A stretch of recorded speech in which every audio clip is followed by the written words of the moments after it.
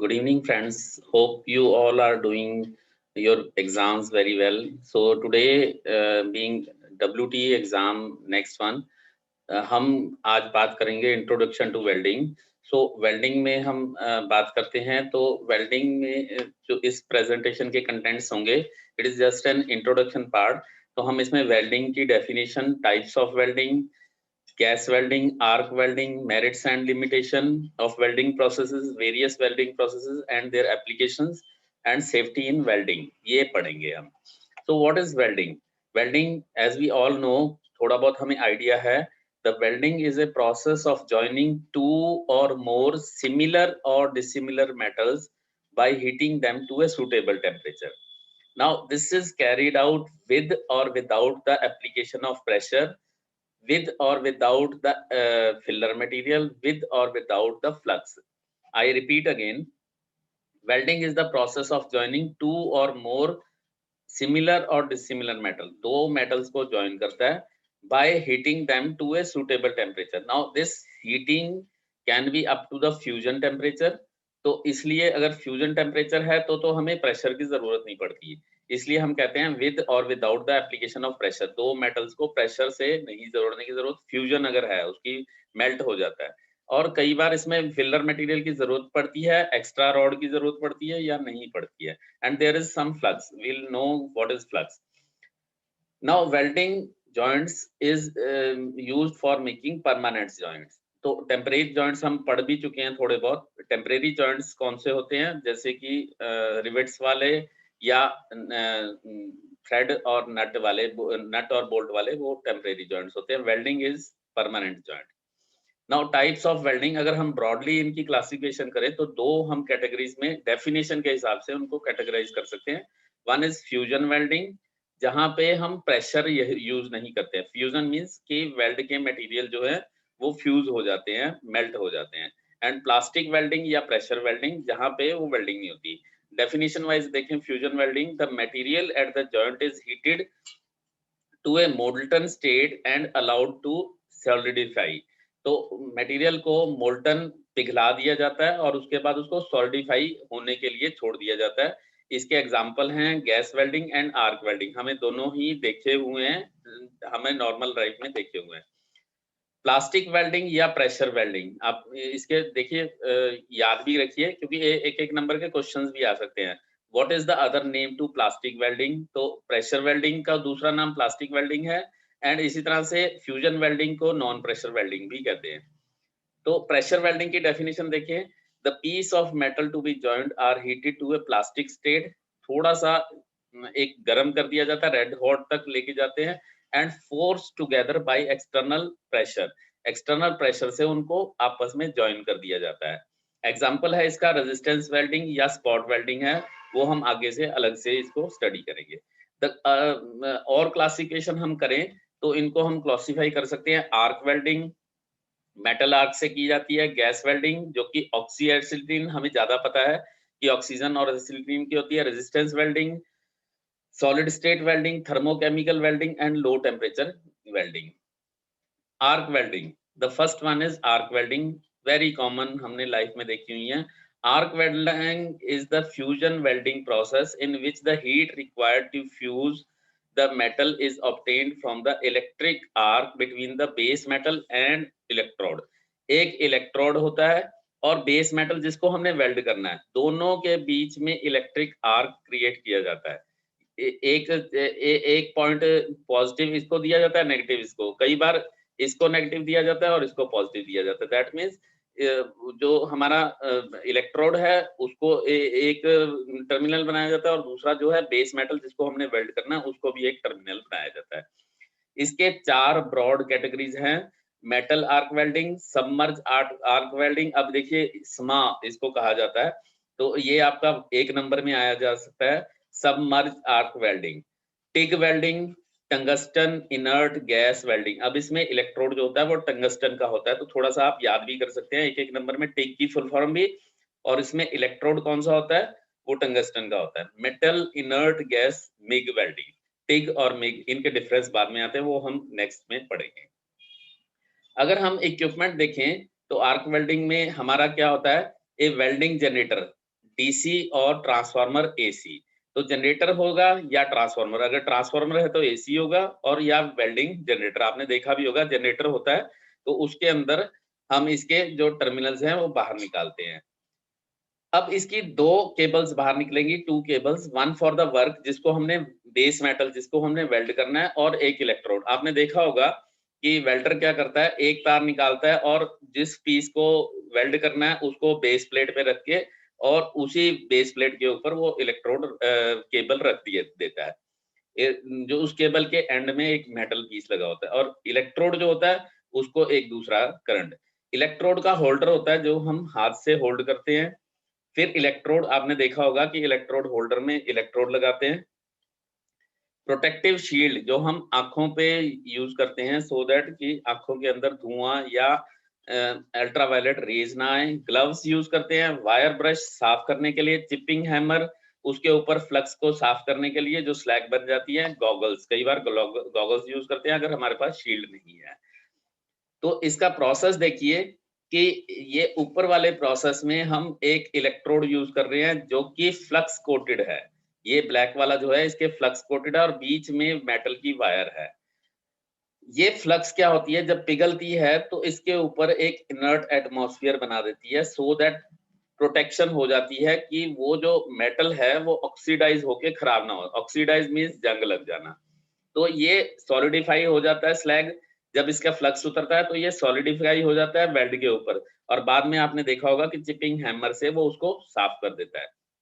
ये इसके बीच में आर्क को स्ट्राइक करते हैं। हमारे पास एक वो प्रैक्टिकल भी है। आर्क से उसको स्ट्राइक करते हैं और थोड़ा दूर ले जाके एक कंटिन्यूस आर्क बन जाती है। पहले उसको स्ट्राइक करते हैं फिर दूर ले जाके उसका एक कंटिन्यूस आर्क बन जाती है। इस तरह से उसको चलाते हैं। यहाँ नीचे वाले में हम क्या कर रहे हैं, नीचे वाले में सिर्फ एक वायर यूज की गई है, और वायर में हम इलेक्ट्रोड जो है उसके ऊपर कोर है, वायर जो सीधी सीधी वो यूज कर रही है, और गैस से उसको सबमर्ज कर रहे हैं। तो इसमें क्या है, uses an electro arc to join metal. Arc welding is the most common method of welding metal, and electricity travels from electrode to base metal to the ground. अब इलेक्ट्रिसिटी ट्रेवल करती है इलेक्ट्रोड से base metal की तरफ और ground. अब ये reverse polarity होती है या स्ट्रेट पोलैरिटी, दो तरह की होती है। स्ट्रेट पोलैरिटी में किसी को पॉजिटिव किया जाता है और बेस मेटल को नेगेटिव किया जाता है। इस तरह से अलग अलग होते हैं, वो हम बाद में डेफिनेशन उसकी अलग से पढ़ेंगे। What are the advantages and disadvantages of arc welding? Advantages: most efficient way to join metal, lowest cost joining method, बहुत सस्ता होता है। अगर उसका इलेक्ट्रॉन देखिया जाए तो 2 या से लेकर 5 रुपए तक का आ जाता है। Affords lighter weight through better utilisation of materials. तो अगर हमें मटेरियल्स का कम से कम यूज करना है, अगर वो ठीक है तो कम से कम उसकी जॉइनिंग में बहुत कम पैसा लगता है। जॉइंस ऑल कमर्शियल मेटल, ऐसा नहीं है कि उसको सिर्फ लोहे को ही वेल्ड करना होता है, उसमें स्टील भी वेल्ड कर सकता है, एल्युमिनियम भी वेल्ड कर सकता है। सभी तरह के जो कमर्शियल मेटल्स हैं वो भी वेल्ड हो सकते हैं। And provides design flexibility, design की फ्लेक्सिबिलिटी भी होती है उसमें। डिसएडवांटेज क्या है, if it is manually applied therefore high labour cost, cost बहुत ज्यादा होती है। Needs high energy causing danger, उसकी वोल्टेज बहुत ज्यादा होती है। ट्रांसफार्मर अगर यूज किया तो हाई वोल्टेज यूज होती है, करंट उसका कम कर दिया जाता है। नॉट कन्वीनियंट फॉर डिसअसेंबली, आपने देखा होगा कि अगर उसको वेल्डिंग को डिसअसेंबली करना है तो उसको बीच में से काटना ही पड़ता है। And defects are hard to detect at joints, तो इन जॉइंट अगर आपने बना दिया तो वहां पे डिफेक्ट्स जिस वक्त वेल्ड कर रहे हैं उस वक्त डिटेक्ट नहीं हो पाएंगे, बाद में ही पता चलते हैं कि क्या डिफेक्ट्स आए हैं। Applications used in manufacture of automobile bodies, क्योंकि बहुत अच्छी इसकी अगर इसकी स्ट्रेंथ देखी जाए तो जितनी मटेरियल की स्ट्रेंथ होती है वो वेल्ड की स्ट्रेंथ भी लगभग उतनी ही आ जाती है।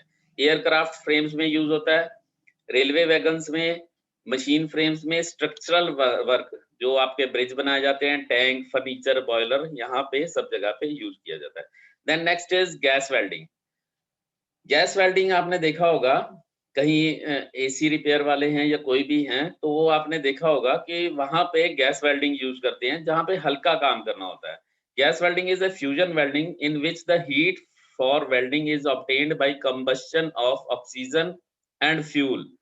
फ्यूल कौन सा होता है? द गैस में बी एसिटिलीन, हाइड्रोजन और प्रोपीन। ज्यादातर एसिटिलीन, ऑक्सी और एसिटिलीन ही यूज किया जाता है।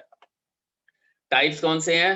Oxy acetylene, air acetylene, oxy hydrogen and oxy fuel, ये इसके टाइप्स हैं, लेकिन ज्यादातर हम ऑक्सी एसिटिलीन ही हैं और वही वाले पढ़ेंगे। इसका वेल्डिंग का जो इक्विपमेंट है वो क्या क्या यूज होता है वो हम बाद में देखेंगे। जब एक when a combination of oxygen and acetylene which is fuel is used in correct proportions to produce an intense gas flame, the process is known as oxyacetylene welding। तो यहाँ पे देखिए इसके क्या क्या इक्विपमेंट है। यहाँ पे दो सिलेंडर दिख रहे हैं। एक तो हमारा जो ऑक्सीजन का है, जो बड़े वाला होता है वो ऑक्सीजन का होता है, छोटा वाला एसिटिलीन का होता है। और कई बार ऐसा होता है कि हम इसको डायरेक्ट ही बना रहे होते हैं एसिटिलीन, वो कैसे बनाते हैं वो भी प्रोसीजर हम आगे देखेंगे। इसके ऊपर ऑक्सीजन के रेगुलेटर होते हैं सो दैट हम उसकी सप्लाई को रेगुलेट कर सकें। और इसके साथ ही क्या होता है, उसके जो ऊपर लगा होता है उसके प्रेशर गेज भी लगे होते हैं so that in proper pressure हम उसको भेज सकें। फिर उसके ऊपर रेंच भी लगे होते हैं और नीचे फ्यूजिबल प्लग्स होते हैं सो दैट कि अगर टेम्परेचर सिलेंडर का ज्यादा हो जाता है तो वो अपने आप फ्यूज होके उसको सेफ्टी में रखें। Then there is torch. Torch में नोजल होती है और नोजल के अंदर दो पाइप्स जा रही होती है जो मिक्सिंग चैम्बर के अंदर मिक्स हो जाती है। तो हम जब रेगुलेटर से उसको रेगुलेट करेंगे, यहीं पे ही हमारे पास टॉर्च के अंदर भी रेगुलेट करने के होते हैं, तो उसको रेगुलेट करके हम अलग अलग तरह की फ्लेम्स, 3 तरह की फ्लेम्स होती हैं, वो भी हम स्टडी करेंगे। वो 3 तरह की फ्लेम्स कौन कौन सी होती है, वो 3 तरह की फ्लेम्स अलग अलग एप्लीकेशन में अलग अलग तरह से यूज होती है। इक्विपमेंट देखिए, गैस सिलेंडर जो है उसका प्रेशर, ये आपका क्वेश्चन पेपर के लिए याद रखिए। ऑक्सीजन का 125 किलोग्राम पर सेंटीमीटर स्क्वायर है, एसिटिलीन का 16 किलोग्राम पर सेंटीमीटर स्क्वायर है। रेगुलेटर्स यूज होते हैं, जो प्रेशर रेगुलेटर है, working pressure of oxygen 1 kilogram, ये उसका जो रेजोल्यूशन है। एसिटिलीन का 0.15 किलोग्राम पर centimetre square and it depends upon the thickness of work piece. जितना थिकनेस कम है उतना प्रेशर कम यूज होगा और अगर थिकनेस ज्यादा है तो प्रेशर ज्यादा होगा। Pressure gauges, hoses, hoses means pipe. Welding torch, torch जो आगे वाली होती है हमारी, ये यहाँ पे दिख रही है टॉर्च जो सबसे आगे दिख रही है, टिप जो होती है। Check valve, non return valve, so that कि गैस उल्टी ना जाए ताकि सिलेंडर ना फट जाए, इसलिए यूज होता है। एडवांटेज क्या है? It is portable and most versatile, बहुत पोर्टेबल है, कहीं पे भी ले जाते हैं और वहां पे वेल्डिंग कर सकते हैं। Better control over the temperature, temperature उसकी हम ऑक्सीजन की अगर कंट्रोल करेंगे तो कुछ और टेम्परेचर मिलेगा, एसिटिलीन को कंट्रोल करेंगे तो कुछ और टेम्परेचर मिलेगा। It is suitable to weld dissimilar metal. Arc welding में थोड़ी मुश्किल होती है कि सेम मेटल वेल्ड होते हैं तो ज्यादा अच्छा होता है। यहाँ पे हम डिसिमिलर दो अलग अलग मेटल्स को भी ज्वाइन कर सकते हैं। लो कॉस्ट एंड मेंटेनेंस, बहुत लो कॉस्ट आती है इसकी और मेंटेनेंस भी कम है। Disadvantage, not suitable for heavy section, मोटे सेक्शंस के लिए नहीं, क्योंकि इसकी जो हीट है वो बहुत दूर तक नहीं जा पाती और हीट ज्यादा भी नहीं होती है। Less working temperature of gas flame and slow rate of heating, ये इसके डिसएडवांटेज है। Now the last topic of this chapter is arc welding safety. क्या क्या सेफ्टी है थोड़ी बहुत तो आपको पता होंगी, आपने देखा होगा।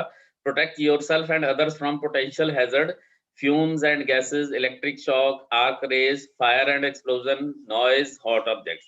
इसके लिए हेलमेट यूज करना है, गॉगल्स यूज करने हैं, अपने प्रोटेक्टिव क्लोथ है। आप फ्यूम एंड गैसेस के लिए आप कोशिश कीजिए कि जो वहां पे धुआं होता है उससे दूर रहिए या मास्क उसका पहन के रखिए। तो हेड को थोड़ा दूर रखिए वेल्डिंग से। तो कुछ उसके आपको जो इक्विपमेंट है उसका वो बता देगा कि इतना आपने दूर रहना है, उसमें उस फ्यूम से दूर रहिए। इलेक्ट्रिक शॉक के लिए कभी भी लाइव पार्ट्स को टच नहीं करना, अपने आप को प्रोटेक्ट करना है और जितनी भी वार्निंग है वेल्डिंग इक्विपमेंट के ऊपर सभी को फॉलो करना है। आर्क की रेज के लिए आईज और स्किन दोनों को करते हैं। Welding arc is brighter than the sun. आपने देखा होगा कि वेल्डिंग आप देखते रहते हैं तो आपकी आंखें खराब हो जाती है, वो नहीं आपने देखनी। Wear correct I and body protection. और फायर एंड एक्सप्लोजन है, जब भी वेल्डिंग करें तो एक बाल्टी पानी लेके साथ में रखिए, प्रॉपर फायर जो एक्सटिंग्विशर है वो भी साथ में रखिए ready. Inspect area for fires 30 minute after welding. Noise, loud noising can damage your hearing, तो आप ईयरबड्स को या ईयर प्लग्स को पहन सकते हैं। Protective clothing we all know कि कौन से पीपीई हमने यूज करने हैं। प्रोटेक्टिव क्लोथिंग जो है वो आप पहन सकते हैं। Personal protective equipment, PPE full form भी याद कर दीजिए, पर्सनल प्रोटेक्टिव इक्विपमेंट। तो आपने इस तरह से कहीं एक्सीडेंट आपने नहीं करना कि उल्टी साइड में आप उसको करें, तो थोड़ा सा आप उसको ध्यान रखें। That is all for today. Thank you very much.